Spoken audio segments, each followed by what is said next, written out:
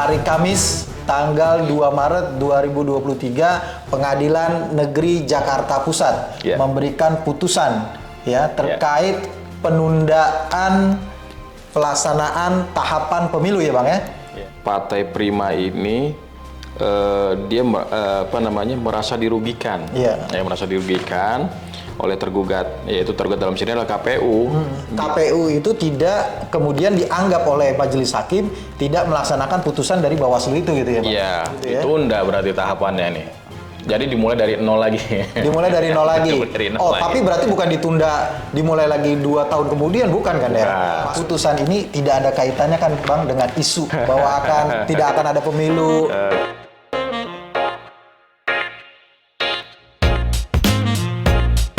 Assalamualaikum warahmatullahi wabarakatuh. Kembali lagi di YouTube channel Halo Pengacara. Apa kabarnya sahabat Halo Pengacara? Semoga baik-baik saja ya. Dan pada kesempatan kali ini kembali Halo Pengacara hadir memberikan informasi dan juga ulasan hukum terkait dengan isu-isu yang sedang viral di masyarakat yang menjadi perbincangan hangat baik di media sosial dan di media massa. Bersama Bang Nasrullah Nasution, kita akan pada kesempatan kali ini memberikan ulasan hukum terkait dengan viralnya munculnya putusan Pengadilan Negeri Jakarta Pusat yang katanya menunda pelaksanaan pemilu tahun 2024. Namun sebelum kita lanjut menyaksikan video ini, jangan lupa terus dukung Halo Pengacara dengan memberikan likes, komen, dan juga subscribe YouTube channel Halo Pengacara.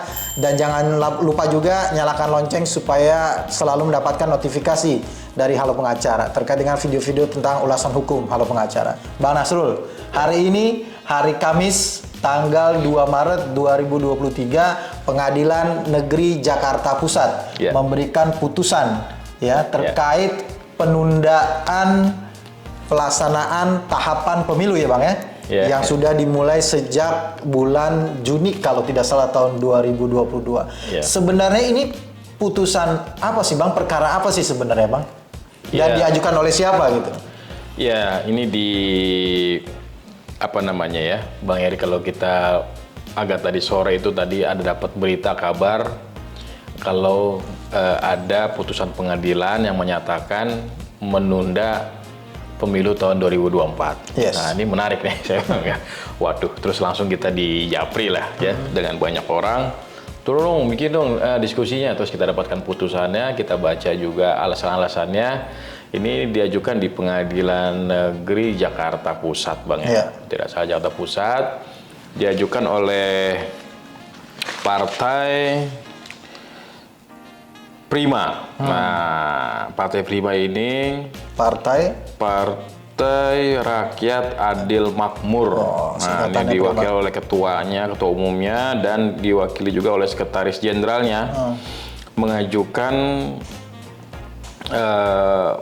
gugatan ini gugatan PMH ya, kayaknya perbuatan melawan hukum, itu di Pengadilan Negeri Jakarta Pusat dengan nomor putusannya itu 757 Perdata /G/2002 PN Jakarta Pusat, Bang. Ini menariknya. Tertanggalnya hari ini ya Bang ya? Tertanggalnya hari ini. Ya, Kamis ya. Hari ini Kamis. Diajukannya bulan Desember, diputusnya bulan Maret nih. Lumayan cepat juga sih. 7 Desember kalau tidak salah ya. 7 Desember gitu. Gugatan masuk, kemudian diputus pada bulan Maret 2023 ya. 2023. 3 bulan ya. Iya, 3 bulan. Dan yang lebih menariknya adalah putusan terbit hari ini, salinan putusan sudah ada. Langsung ada nih. Bagus.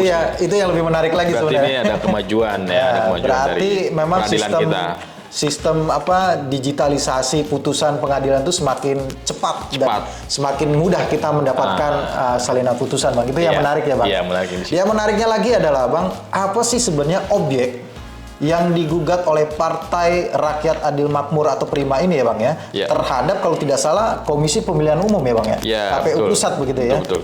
Ya, jadi kalau lihat dari putusannya, Partai Prima ini dia merasa dirugikan, merasa dirugikan oleh tergugat, yaitu tergugat dalam sini adalah KPU, di mana telah terjadi sebuah kondisi error pada sistem informasi partai politik atau SIPOL Dimana kayaknya kalau dia tidak salah di sini dia memang upload sebagaimana apa namanya yang telah ditetapkan oleh apa namanya oleh Bawaslu ya dia untuk melengkapi dokumen-dokumen yang harusnya dia penuhi. Iya, kalau tidak salah nih Bang, saya juga sempat baca juga putusannya sekilas. Gitu. Kalau tidak salah kan dia ini sebagai salah satu calon peserta pemilihan umum ya, partai ya, salah satu partai peserta pemilihan umum gitu tahun ya. 2024. Tahun 2024. Ya. Kemudian kalau tidak salah juga dia dinyatakan TMS ya, tidak memenuhi syarat. Tidak memenuhi syarat. Akhirnya dia mengajukan apa namanya? Sengketa ini ke Bawaslu.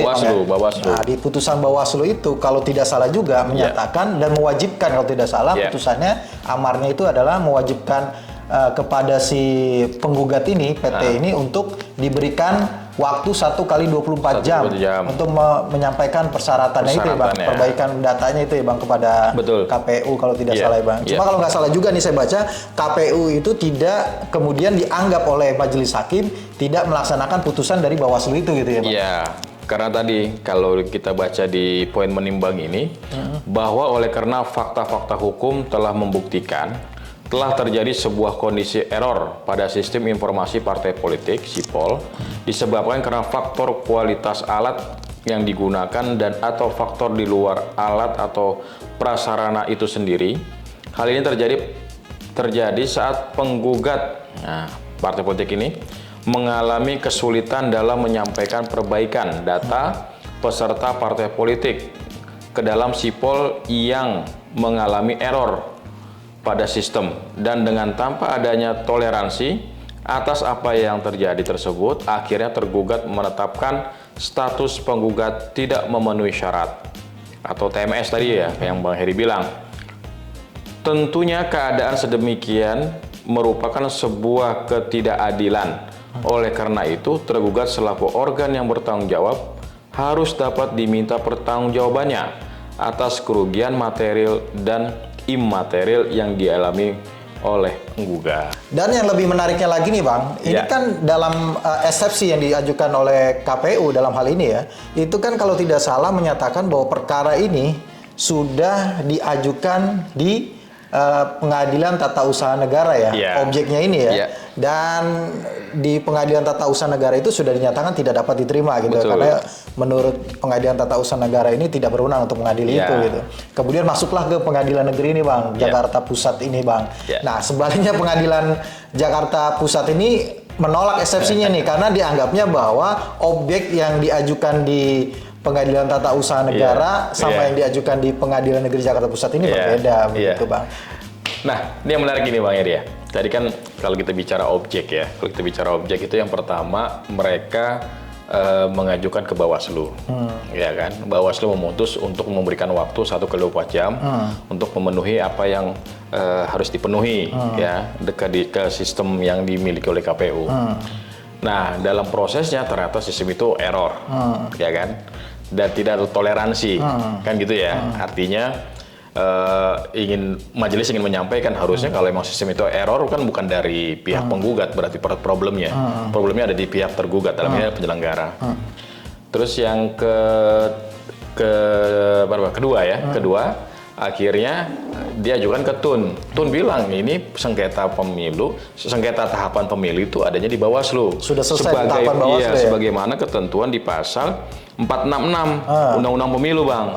Itu dikatakan begitu. Jadi sengketa proses pemilu meliputi sengketa yang terjadi antara peserta pemilu dan sengketa peserta pemilu dengan penyelenggara pemilu sebagai akibat dikeluarkan keputusan KPU, keputusan KPU provinsi, keputusan KPU kabupaten kota. Nah, kan gitu ya. Nah, dalam pasal 466 dikatakan Bawaslu provinsi, Bawaslu kabupaten kota berwenang menyelesaikan sengketa proses pemilu. Nah, Bawaslu provinsi, Bawaslu kabupaten kota memeriksa dan memutus sengketa proses pemilu paling lama 12 hari sejak diterimanya permohonan. Artinya secara proses sudah diselesaikan di Bawaslu, kan gitu. Kalau logika dasarnya ya sudah selesai sebenarnya nih. Tinggal dipenuhi saja apa yang menjadi prasyarat itu di sistem yang telah ditentukan. Ternyata dalam prosesnya Tidak dilaksanakan. Dilaksanakan tapi error. Tapi error. Kan itu. Error itu kan bukan dari pihak penggugat. Iya. Tapi error itu adanya di pihak tergugat. Yang katanya itu sistemnya ya, Katanya sipol itunya. ya, Sistem sipolnya itu yang error. Dan tidak ada toleransi. Nah, tidak ada toleransi di situ. Sehingga hakim menilai itu ketidakadilan. Ketidakadilan. Gitu ya. Dan dianggap bahwa oleh hakim bahwa tidak memberikan kesempatan kepada si penggugat untuk menyampaikan data perbaikan itu melanggar melanggar ketentuan yang terkait dengan, kalau tidak salah, ada peraturan KPU juga yang di-mention oleh pengadilan, dianggapnya melanggar undang-undang kan. Berarti perbuatan melawan hukum gitu, Bang. Makanya tadi Abang bilang dia dikenai hukuman untuk mengganti secara material dan imaterial gitu ya. Dan yang menarik gini, Bang, sebenarnya ini kan putusan kalau kita baca lengkap nih, Bang, ya, amarnya ya, Bang, ya. Pertama, mengadili dalam eksepsi menolak eksepsi tergugat tentang gugatan penggugat kabur atau tidak jelas atau obscurable ya. Dalam pokok perkara menerima gugatan penggugat untuk seluruhnya. Menerima seluruhnya, Bang. Seluruhnya. Berarti tidak ada yang ditolak ya, Bang. Biasanya kan kalau terima sebagian gitu ya. Kemudian menyatakan penggugat adalah partai politik yang dirugikan dalam verifikasi administrasi oleh tergugat. Menyatakan tergugat telah melakukan perbuatan melawan hukum. Keempat, menghukum tergugat membayar ganti rugi material sebesar 500 juta rupiah kepada penggugat. Kelima, menghukum tergugat untuk tidak melaksanakan sisa tahapan pemilihan umum 2024 sejak putusan ini diucapkan dan melaksanakan tahapan pemilihan umum dari awal selama lebih kurang 2 tahun 4 bulan 7 hari. Nah, menyatakan putusan perkara ini dapat dijalankan terlebih dahulu secara serta-merta. Ketujuh, menetapkan biaya perkara dibebankan pada tugas sekian gitu ya. Hakim ketuanya T. Oyong SH, hakim anggotanya Haji Bakri SH, SM Hum, kemudian anggota Domingus Silaban SH MH. Nah, ini, Bang, yang menjadi pertanyaan dan menjadi polemik di masyarakat adalah petitum poin 5, Bang, menghukum tergugat untuk tidak melaksanakan sisa tahapan pemilihan umum. Apa sih sebenarnya maksud dari petitum ini? Tentu petitum ini kita nggak bisa baca secara amarnya aja, pasti ada pertimbangannya dong, Bang, ya, yang disampaikan oleh majelis gitu ya, Bang. Nah, di sini disampaikan, ini yang menarik memang kalau udah bicara pemilu itu kan pastinya ramai ya. Karena kan banyak kepentingan di dalamnya gitu kan. Nah, menimbang bahwa untuk memulihkan serta terciptanya keadaan yang adil serta melindungi agar sedini mungkin tidak terjadi lagi kejadian-kejadian yang lain akibat kesalahan, ketidakcermatan, ketidaktelitian, ketidakprofesionalan, dan ketidakadilan oleh tergugat dengan memperhitungkan keadaan yang terjadi masih berada pada awal mula tahapan pemilu. Jadi maksudnya jangan sampai terulang kembali nih, karena mumpung masih di awal. Karena kan kita baru mulai kalau tidak salah Juni ya, Juli ya. Sebenarnya udah bentar lagi juga sebenarnya. Juli ya. Udah bentar-bentar juga sih ya. Orang sudah mulai pada tahapannya sudah dilakukan ya, Bang? Iya, udah pada membangun silaturahim ini. Oh iya. Kemana-mana kan? Abang sudah, Bang. Ya, sehingga tergugat diperintahkan untuk tidak melaksanakan sisa tahapan pemilu umum 2024 selama lebih kurang 2 tahun 4 bulan 7 hari sejak putusan diucapkan, dan kemudian melaksanakan tahapan pemilihan umum dari awal untuk selama lebih kurang 2 tahun 4 bulan dan 7 hari. Dengan demikian, petitum nomor 5 ini juga akan dikabulkan dengan perbaikan sebagaimana yang tertuang dalam amar. Nah, pertanyaan masyarakat itu kan, Bang, itu maksudnya ditunda 2 tahun 4 bulan 7 hari atau bagaimana, Bang? Karena bahasanya kan seperti itu, Bang, ya? Iya. Kalau dari bahasa ini sih ya dia ditunda selama 2 tahun ya, Bang, ya. 2 tahun 4 bulan dan 7 hari, tapi terhitung sejak awal kemarin. Gitu. Berarti mundur. Ditunda gitu ya? Ditunda berarti tahapannya nih. Jadi dimulai dari nol lagi. Dimulai dari nol lagi. Tapi berarti bukan ditunda dimulai lagi 2 tahun kemudian, bukan kan ya? Maksudnya adalah 2 tahun 4 bulan 7 hari itu kan total keseluruhan waktu pelaksanaan pemilu ya, Bang. Dari tahap awal sampai dengan tahap akhir gitu ya. Karena tadi Abang bilang bahwa mumpung hakim Masih menilai awal-awal. ya, masih awal-awal karena baru mulai Juni Juli tahun kemarin kan ya ditunda dulu untuk memulai dari awal begitu Bang. Nah, kalau dimulai dari awal bagaimana nih Bang? Karena semua tahapannya sudah terlaksana ya Bang. Tapi memang yang cukup menarik gini Bang ya, akhirnya dampaknya bukan hanya terhadap tergugat. Terkait juga dengan partai politik lain. Semua. Semua. Nah ini yang menarik, jadi pertanyaan menariknya adalah begini Bang. Ini kan gugatan perbuatan melawan hukum. Dan itu gugatan perdata ya Bang ya. Hubungan antara sipil dengan sipil atau sipil dengan organisasi itu aja gitu ya Bang ya. Nah yang jadi pertanyaan adalah kenapa kemudian putusannya adalah menunda pemilu yang itu mengakibatkan kerugian untuk semua gitu loh Bang. Nah ini yang banyak para pihak menyayangkan. Kenapa akhirnya putusan itu dampaknya cukup meluas kan gitu ya. Artinya kalau bicara perdata kan antar para pihak saja. Kan para pihak yang lain juga nggak dilibatkan dalam proses. Tapi terkena dampaknya. Kan ada dampak. Kan tidak dimasukkan dalam turut tergugat. Iya, kalau bicara itu kan berarti kurang pihak. Kurang pihak dong ya. Harusnya kurang pihak. Supaya gitu, kan. dia tetap taat harusnya masuk dong harusnya sebagai dimasukkan pihak. sebagai pihak. Partai yang lain Partai yang lain. Kurang pihak. Tapi ini makanya saya juga agak sedikit berpikir agak keras nih. Wah ini terobosan hukum atau ini mungkin ada pemahaman terkait dengan penerapan hukum yang mungkin kurang tepat. Karena kan ini artinya kalau bicara pemilu itu ada undang-undang tersendiri. Ya kan, bicara tahapannya, bicara sengketanya pun juga diatur secara regulasi. Artinya bukan suatu hal yang mudah untuk diputuskan juga, karena memang sudah ada kanalisasinya dalam penyelesaian permasalahannya maupun terkait dengan proses dan tahapannya, gitu Bang. Makanya banyak juga yang menganggap putusan ini akan sangat sulit untuk dilakukan, karena ini bertentangan dengan banyak pihak kan gitu ya. Bagaimana proses untuk penganggarannya, ya kan? Kan juga sudah keluar ditetapkan kan gitu kan? Artinya dampaknya nggak cuma hanya untuk tergugat, tapi juga mungkin banyak. Pertanyaan lagi, apakah mungkin partai yang lain juga akan mengulang proses verifikasi, pendaftaran? Itu kan sesuatu yang sulit ya. Sulit lah ya. Untuk dilakukan. Walaupun dalam putusan tidak untuk partai yang lain melakukan verifikasi yang sama. Tidak disebutkan. Tapi dengan menundanya itu dan mulai dari awal. Nah, mulai dari awal lagi itu yang sulit ya. Sulit ya. Dan tentunya banyak pihak yang agak sedikit menyayangkan kenapa ini bisa diputus. Harusnya kalau kita nih ya bicara pandangan hukum lah. Sebenarnya berhenti saja di poin kerugian. Iya. Ya artinya memang ada kerugian yang harusnya timbul di sana gitu ya. Kerugian itu kalau tidak salah yang di nomor 4 Bang ya, 500 juta kepada penggugat. Ya, cukup di situ harusnya. Karena merasa dirugikan gitu ya. Merasa dirugikan. Kalaupun mungkin ya, saya nggak tahu apakah dimungkinkan misalkan kalau memang ada terobosan hukum kata Abang tadi, ada terobosan hukum terkait dengan partai Prima ini kemudian mau diikut sertakan dalam pemilu kontestasi politik tahun 2024 gitu ya.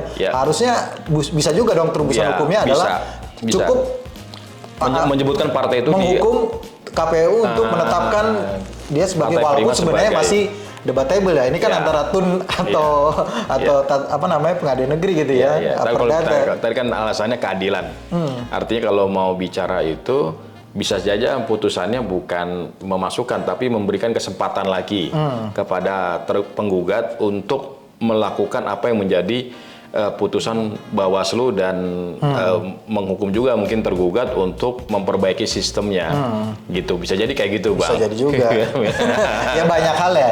Banyak yang bisa jadi terobosan yang bisa dilakukan yang tapi yang menarik harusnya juga Bawaslu ya, mungkin terlibat lah dalam ya kan tidak dilibatkan juga ya sebagai pihak gitu ya. Karena kalaupun dia ini terkait dengan putusan Bawaslu harusnya minimal dijadikan turut tergugat begitu ya Bawaslunya. Ini banyak yang menurut kita banyak yang miss ya. Artinya dari kita pandangan hukum kita ini kok banyak yang kurang pas gitu menurut kita ya. Tapi ini menarik lah Bang.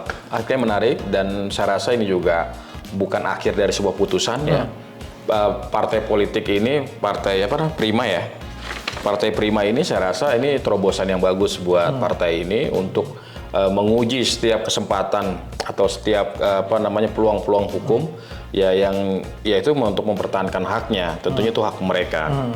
Tapi juga kita harus pahami bahwasannya ini kan baru putusan pengadilan negeri, Bang. Iya, masih ada tahapan Masih ada selanjutnya. tahapan, ya saya rasa Kita dengar infonya KPU ya, kemungkinan akan mungkin banding ya. pastinya banding ya, nggak mungkin serta-merta dia terima juga kan, pasti banding. Dan masih ada proses nanti apalagi kasasi, bisa jadi nanti PK dan seterusnya. Bisa jadi pemilu sudah selesai itu, Bang. Tapi Bang gini Bang, ini mungkin ya di luar dari hukum bertanya. Iya, Ini iya.